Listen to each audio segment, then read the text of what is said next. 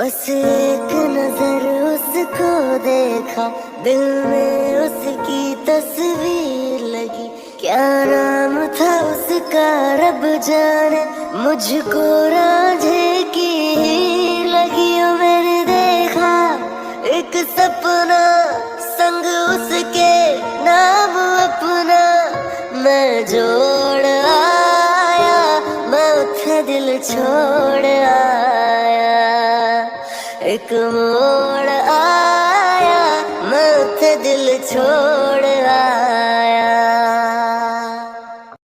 Hello friends, अस्सलाम वालेकुम, नमस्ते। पेनफुल लव का नेक्स्ट पार्ट एक्सप्लेन करने जा रही हूँ, तो चलिए स्टोरी को शुरू करते हैं। ओके। तो उस पार्ट में देखा था कि वांग जी विंग को धक्का दे दिया है और वो घर से बाहर निकल गया। वांग जी की धक्का देने की वजह से विंग टेबल की कॉर्नर से जाके टकरा जाता है और उसकी फोरहेड कट जाती है। उसकी फोरहेड से ब्लड निकलने लगा। विंग अपनी फोरहेड को अपने हाथ से टच करके अपने हाथों को देखता है। उसके हाथों में ब्लड थे। इसका मतलब विंग समझ जाता है कि उसकी फोरहेड कट चुका है। विंग उठता है और मिरर में अपने आप को देखता है और फिर वो अपनी ब्लड को धोने लगा, मतलब कि वॉश करने लगा। और तभी वांग जी हड़बड़ी में घर के अंदर आता है और बोलता है कि मेरा मोबाइल कहाँ रख दिया। और तभी वो विंग को देखता है और वो विंग को देखकर विंग से पूछता है कि तुम्हारा फोरहेड कैसे कट गया, अभी तो ठीक था ना। और तभी वांग जी उसके पास आता है। फिर विंग बोलता है कि ये सब कुछ तुम्हारे वजह से हुआ, तुमने मुझे धक्का दिया। वांग जी विंग की फोरहेड को देखने लगा। उसे बुरा लग रहा था कि उसकी धक्का देने की वजह से विंग को चोट लग गई।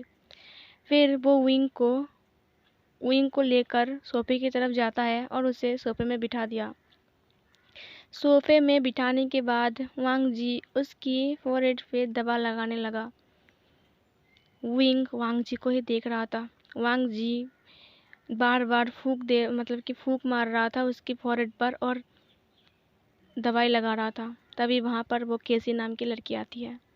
केसी, दरवाज़ा खुला हुआ था तो केसी अंदर आ जाती है। केसी अंदर आके ही देखती है कि वांग जी विंग की ट्रीटमेंट कर रहा है, मतलब कि दवा लगा रहा है उसकी फोरहेड पर। उन दोनों को ऐसे देखकर केसी को बहुत ज़्यादा जेलस फील हो रहा था। उसे बहुत ज़्यादा गुस्सा आ रहा था। तभी वांग जी केसी को देखता है और बोलता है कि तुम यहाँ इस वक्त। और तभी विंग भी केसी की तरफ देखता है। उसे केसी को देखकर ही गुस्सा आ रहा था और वो गुस्से में अपने मन में बोलता है कि ये फिर से आ गई कबाब में हड्डी कहीं की।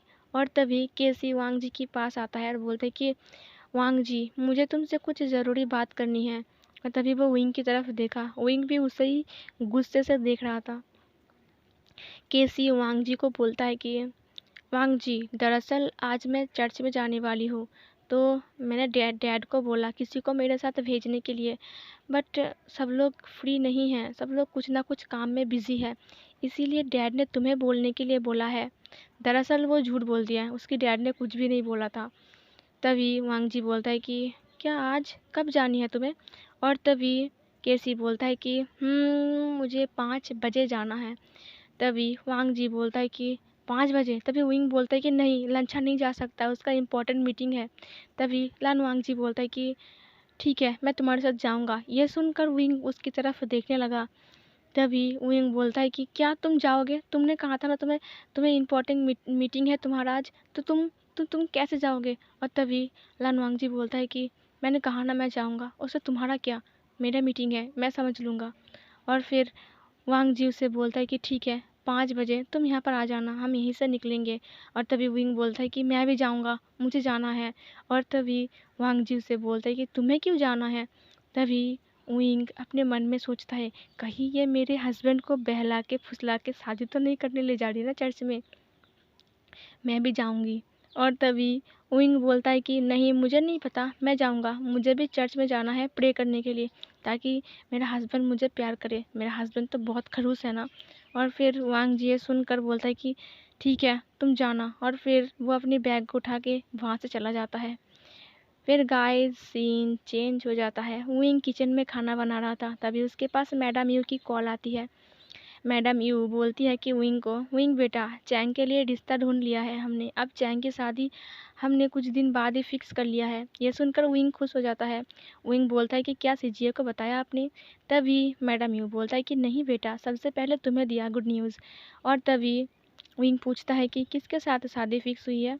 और तभी मैडम यू बोलती है कि वेन किंग कुछ दिन पहले ही अमेरिका से वापस आया है और वो दोनों रिलेशनशिप में थे, इसीलिए मैंने सोचा कि उनकी चार हाथ अब एक कर दूँ।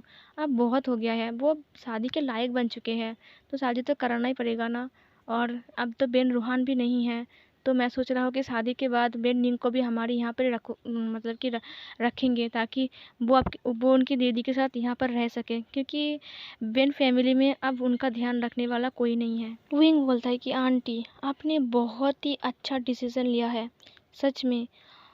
वेन निंग का उसकी दीदी के अलावा और कोई नहीं है, तो वो उसकी दीदी को छोड़ के कैसे रहेगा? आपने बिल्कुल भी सही सोचा है इस बारे में, मैं आपको सपोर्ट करता हूँ।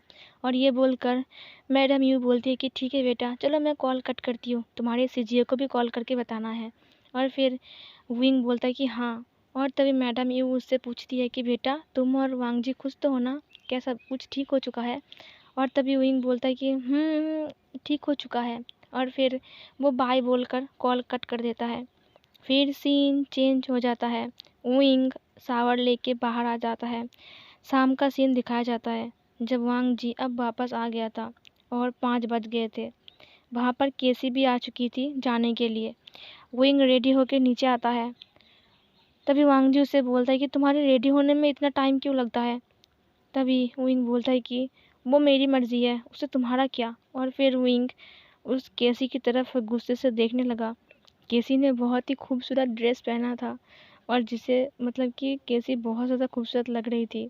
और उसे देखकर विंग अपने मन में बोलता है कि मेरे हस्बैंड को पटाने चली हो, तुम्हारी इतनी हिम्मत।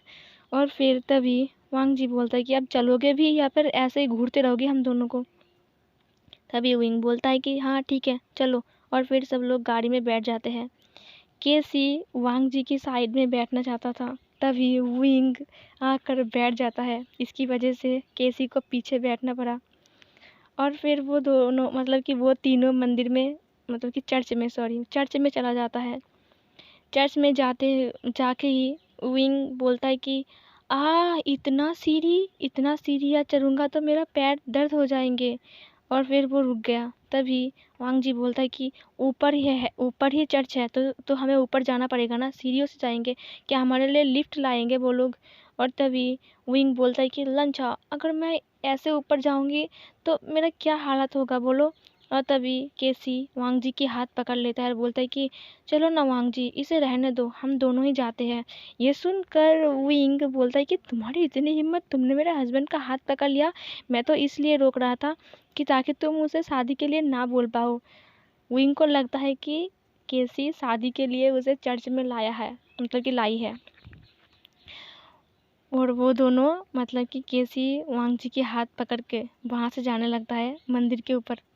और तभी विंग एक गिरने का नाटक करता है, वो जानबूझ के धड़ाम से गिर जाता है। और ये आवाज़ सुनकर केसी और वांग जी दोनों ही पीछे की तरफ देखने लगे। विंग नीचे गिर गया था और वो रोते हुए बोलता है कि मेरा पैर टूट गया है, अब मैं कैसे चलूँगा, मैं घर नहीं जा पाऊँगा। और ये सुनकर वांग जी विंग के पास आता है। वहाँ पर बहुत सारी भीड़ भी जम गई थी, ऐसे विंग चिल्ला रहा था। वांग जी उसे जाके बोलता है कि तुम कैसे गिर गई, तुम तो अभी ठीक थी ना? और तभी विंग बोलता है कि क्या तुम्हें यकीन नहीं हो रहा है, मैं सच में गिर चुकी हूँ और देखो मेरा पैर टूट गया है, अब मैं खड़ा भी नहीं हो पा रहा हूँ। और तभी वांग जी बोलता है कि बकवास बंद करो, उठो। और फिर उसको हाथ देता है। विंग उसकी हाथ पकड़ता है, लेकिन वो जानबूझ के नहीं उठ रहा था। वो बोल रहा था कि मेरा पैर टूट गया, अब मैं नहीं उठ पाऊँगा। और तभी वांग जी बोलता है कि मैंने कहा ना बकवास बंद करो, उठो। तभी विंग बोलता है कि देखो मेरा हस्बैंड कितना कितना बुरा है, वो मेरी मदद नहीं कर रहा है, मैं उठ नहीं पा रहा हूँ और फिर वो मुझ पे चिल्ला रहा है। तभी वहाँ पर जमी हुई भीड़ बोलती है कि हाँ, इसकी पैर टूट गई है और आप इसके साथ ऐसे बिहेव कर रहे हो, आप इसे गुस्सा नहीं दिखा सकते, आप इसके हस्बैंड हो ना। तभी एक और इंसान बोलता है कि ये तो कितना हैंडसम और कितना रिच लग रहा है। पता है हैंडसम और रिच इंसान ऐसे ही होती है, और ये ओमेगा देखो कितना इनोसेंट है और इसके ऊपर शायद ये टॉर्चर करता है। ये सुनकर वांग जी को बहुत ज़्यादा गुस्सा आ रहा था। तभी वो विंग को बोलता है कि तो फिर मैं क्या करूँ, तुम उठ नहीं रहे हो तो मैं यहाँ पर बैठ जाऊँ तुम्हारे पास। और तभी विंग बोलता है कि मुझे अपनी बाहों में उठाओ, और वो अपने दोनों हाथों को आगे बढ़ाता है। तभी वांग जी उसे देखकर हैरान हो जाता है। वांग जी बोलता है कि तुम मजाक कर रही हो, और तभी विंग बोलता है कि नहीं मैं मजाक नहीं कर रहा हूँ, मुझे उठाओ ना। और तभी वो भीड़ बोलती है कि हाँ हाँ उठाओ, वो चल नहीं पा रही है, तुम उसके हस्बैंड हो, तुम्हें उसे उठाना चाहिए, देखो वो कितने दर्द में है। और तभी विंग अपने सर को हाँ में हिलाते हुए बोलता है कि मैं कितना दर्द में हूँ। और फिर वांग जी उसे अपनी बाहों में उठा लेता है, और उठाने के बाद विंग उसे बोलता है कि मुझे ऊपर ले चलो। और तभी वांग जी उसे ना चाहते हुए भी ऊपर ले जाने लगा। और फिर वो विंग केसी की तरफ पीछे मुड़ते हुए देखा, और फिर वो उसे जीभ निकाल के चिढ़ाने लगी, उसका जीभ निकाल के चिढ़ाने लगी वह। और फिर उसकी आंखों में बोलता है कि उसकी आंखों में आंखें डाल के आंखों आंखों में बात करके बोलता है कि ये सिर्फ मेरा है, समझी तुम, और तुम ये सब सोचना छोड़ दो कि तुम इसे मुझसे छीन सकती हो। और तभी केसी भी उसे आंखों आंखों में जवाब देती है, क्या तुम मुझे चैलेंज कर रही हो, ठीक है मैं तुम्हारी चैलेंज को एक्सेप्ट करता हूँ। और तभी विंग उसे मतलब कि एक और बार जीभ निकाल के चिढ़ाती है, और फिर आगे देखने लगा। वो वांग जी को ही देख रहा था। वांग जी उसे अपनी बाहों में उठा के पूरा सीढ़ियों के ऊपर ले जा रहा था, और उन दोनों के पीछे पीछे केसी आ रही थी। केसी को बहुत ज़्यादा गुस्सा आ रहा था उन दोनों को ऐसे देखकर। विंग सिर्फ वांग जी को ही देख रहा था, वांग जी कितना हैंडसम लग रहा है। वांग जी ने एक बार भी विंग को नीचे नहीं उतारा, वो सीधा मंदिर में जाके ही विंग को उतारता है। अब वो लोग मंदिर में जाके प्रे करते हैं, और थोड़ी देर बाद वो लोग वापस आने के लिए निकलते हैं। और हमारा बदमाश विंग तभी भी एक्टिंग कर रहा था कि उसके पैर में ना चोट लगी है, वो चल नहीं पा रहा है। तो वांग जी उसे ऐसे देखकर फिर से अपनी बाहों में उठा लेता है और नीचे ले आने लगा। इसे देखकर केसी तो गुस्से से जल रही थी, फायर हो रहा था, उसकी दिमाग जल गया था, उसकी आंख जल गई थी, उसके दिल जल गया था, इतना ज़्यादा गुस्सा आ रहा था उसे। विंग को वांग जी सीधा गाड़ी के पास ले जाता है, केसी को बोलता है कि गेट को खोलो। और फिर केसी गेट खोलता है और विंग को अंदर बिठा देता है, और फिर वो तीनों फिर से वापस आ जाता है। वापस आने के बाद केसी भी अपने घर चले जाती है, और वांग जी विंग को ऐसे ऊपर और नीचे ले गया था, तो उसकी पूरी बॉडी में दर्द हो रहा था उसकी बॉडी में। वो चुपचाप जाके सोफे में बैठ गया और अपनी आंखें बंद कर लिया। तभी विंग उठता है और उसके लिए एक गिलास पानी लेके आता है और बोलता है कि लंचा ये लो पानी पी लो। और फिर वांग जी उसे बोलता है कि थैंक यू, और फिर वांग जी पानी लेता है। और तभी वांग जी विंग की तरफ देखता है, विंग बिल्कुल उसके सामने खड़ा था। तभी वांग जी विंग को बोलता है कि रुको, तुम्हारी पैर में चोट थी ना, तुम चल नहीं पा रही थी, अभी तुम कैसे चल पा रही हो। और तभी विंग बोलता है कि वो मैं तो बस अभी मेरा पैर ठीक हो गया है। और फिर वांग जी पानी के गिलास को टेबल में रख देता है और बोलता है कि मजाक, तुमने मुझसे मजाक किया है ना। और तभी विंग बोलता है कि लंचा वो तो मैं बस ऐसे ही थोड़ी। और तभी लान वांग जी उसके ऊपर गुस्सा हो जाता है और बोलता है कि तुमने एक्टिंग किया, सच में तुम कमाल की एक्टिंग करती हो। तुम्हें पता है तुम्हारी इस एक्टिंग की वजह से मेरे पूरे बॉडी में दर्द हो रहा है। तुम्हें मैं पूरे ऊपर नीचे ले गया था, ऊपर एक बार ऊपर फिर से नीचे ले आया। तुम्हें पता है मेरी क्या हालत हो रही थी, और तुम ये सब जानबूझ के कर रही हो ना, ये सब मुझे तरपाने के लिए चाहते क्या हो तुम। और तभी विंग बोलता है कि तुम इतना गुस्सा क्यों हो रहे हो, मैं तो बस ऐसे ही। और तभी वांग जी बोलता है कि तुम्हारे जैसे पागल इंसान मैंने ज़िंदगी में नहीं देखा है। जानबूझ के बोलते हो कि तुम्हारे पैर में दर्द है, और लोगों को बोलते हो कि मैं तुम्हें प्यार नहीं करता, मैं तुम्हारे ऊपर टॉर्चर करता हूँ। और तभी विंग बोलते कि मैंने उन लोगों को नहीं बताया था, वो लोग खुद ही बोल रहे थे। और वांग जी विंग के ऊपर गुस्से से चिल्लाने लगा। इसकी वजह से विंग चुप हो जाता है, वो बहुत ज़्यादा दुखी हो गया था। वांग जी विंग को बोलता है कि जब से मेरी ज़िंदगी में तुम आई हो, तब से मेरी ज़िंदगी को बिगाड़ के रखा है तुमने। एक बार भी चैन की सांस लेने क्यों नहीं देती तुम मुझे। मैंने तुम्हें डिवोर्स दे दिया था, लेकिन नहीं, तुम्हें डिवोर्स नहीं चाहिए, तुम तो मुझे तंग करोगी ना। और फिर तुम मेरे घर में वापस आ गई और मुझे तंग करने लगी, अजीब अजीब हरकतें करती हो। चाहती क्या हो तुम? मुझे मार डालोगी क्या? और ये बोलकर वांग जी उसकी तरफ देख रहा था।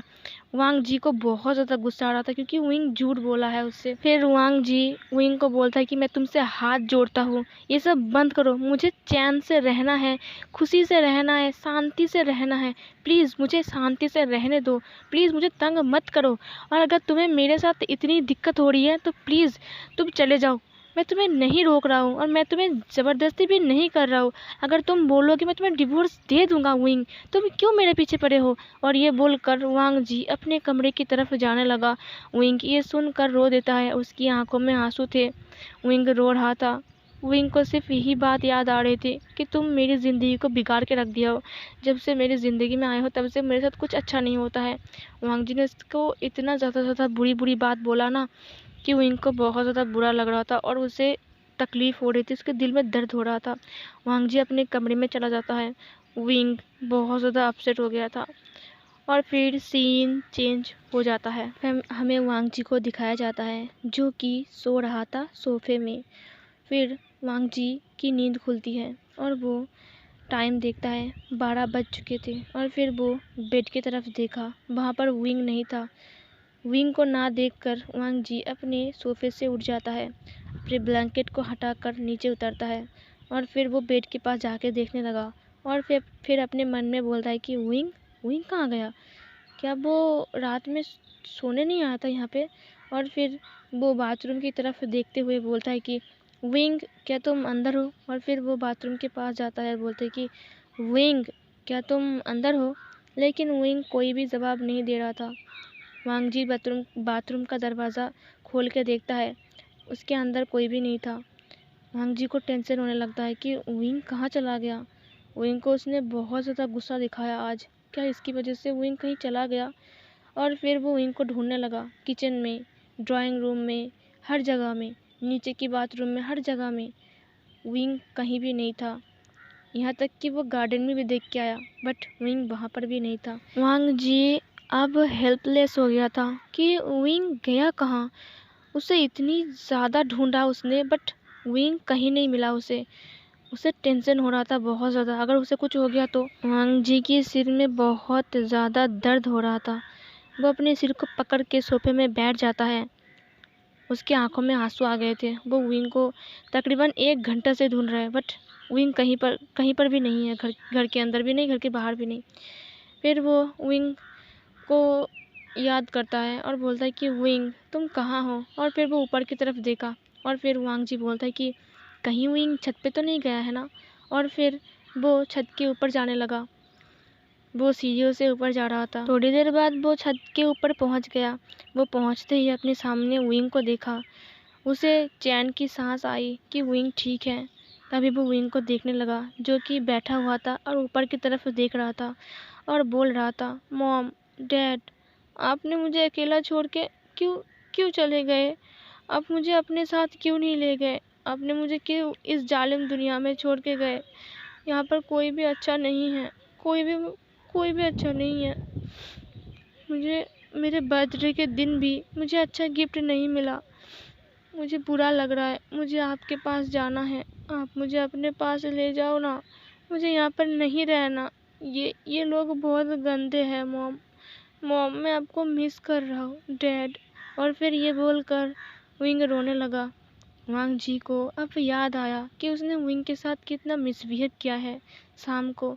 और फिर तभी वो धीरे धीरे विंग के पास चलते हुए जाता है और फिर वो विंग के पास जाके बैठ गया। ये विंग देखकर दूसरी तरफ मुंह को घुमा लिया और फिर वांग जी उसे बोलता है कि मुझे भी जब मेरी मॉम डैड याद आते थे तब मैं भी ऐसे ही छत के ऊपर आके उन तारों को देखता था। मुझे अच्छा लगता था सितारों को देखकर। मुझे मेरी मॉम की और डैड की और मेरी सारे फैमिली मेम्बर्स की याद आती थी, मेरे बड़े भैया की भी। विंग उसकी तरफ देखता है।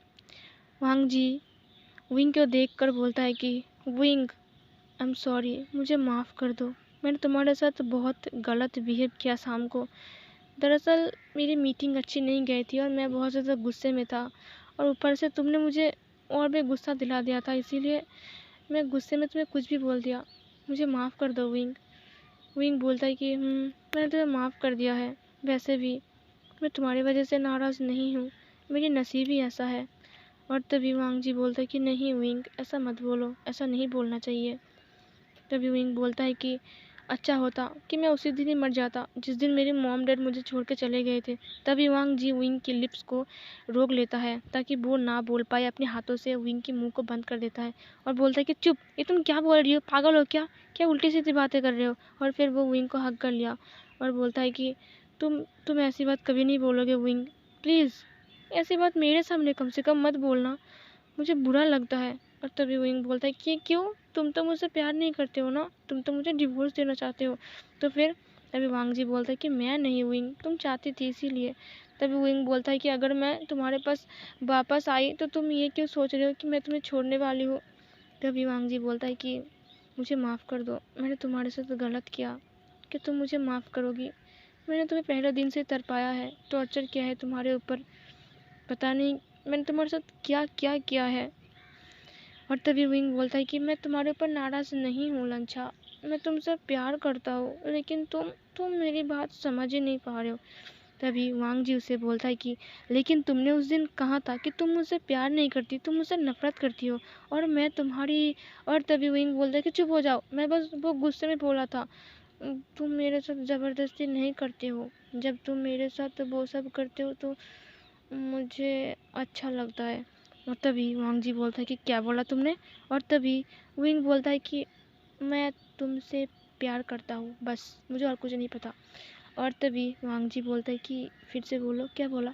और तभी विंग बोलता है कि तुम्हें सुनाई नहीं दिया, मैंने बोला कि मैं तुमसे प्यार करता हूँ बहुत ज़्यादा लंछा, मैं तुम्हें छोड़ के नहीं रह सकता, मुझे मुझे इस घर से मत निकालो ना, मुझे मुझे गुस्सा मत दिखाओ ना, मुझे बुरा लगता है जब तुम मुझे ऐसे गुस्सा दिखाते हो, मैं तुमसे बहुत ज़्यादा प्यार करता हूँ। और तभी विंग की ये सब बातें सुनकर वांग जी उसकी क्लोज जाता है और बोलता है कि तुमने अभी क्या बोला। और तभी विंग बोलता है कि आई मीन लव, सच में मैं तुमसे प्यार करता हूँ बहुत ज़्यादा, पता नहीं कब से, बट मैं तुमसे प्यार करता हूँ और मैं तुम्हारे साथ रहना चाहता हूँ। फिर वांग जी उसकी और करीब जाने लगा, विंग पीछे की तरफ झुकने लगा और वांग जी उसके ऊपर झुकते ही जा रहा था और बोल रहा था कि क्या बोला तुमने, फिर से बोलो। और तभी विंग बोलता है कि आई लव यू लंछा। और तभी लान वांग जी बोलता है कि फिर से बोलो। और लान वांग जी उसके क्लोज जाता ही जा रहा था। विंग अब लेट गया था पूरा, वांग जी भी उसके ऊपर आ गया था। और विंग बोलता है कि लंछा आई लव यू, मैं कितनी बार बोलूँ, मैं थक चुकी हूँ, मैं और नहीं बोल सकती, हटो मेरे ऊपर से। और तभी लान वांग जी बोलता है कि एक और बार बोलो। और तभी विंग बोलता है कि लंचा I love you, I mean love, पहली बार मुझे तुमसे प्यार हुआ है, मैं तुम्हारे साथ जीना चाहता हूँ, आई मीन लव लान वांग जी। और फिर तभी वांग जी विंग की लिप्स को कैप्चर कर लिया और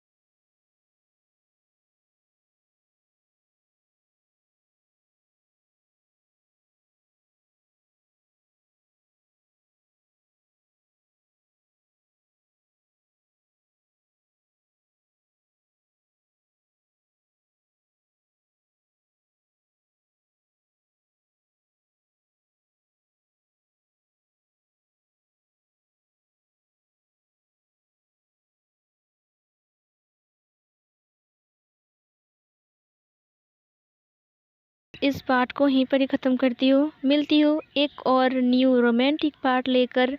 तब तक के लिए आप सब हेल्दी रहना, खुश रहना, चैनल को सब्सक्राइब करना, वीडियो को लाइक करना, कमेंट करना, शेयर करना आपके दोस्तों को। तो फिर माय स्वीट हार्ट्स मिलती हूँ एक और न्यू पार्ट में, तब तक के लिए बाय बाय।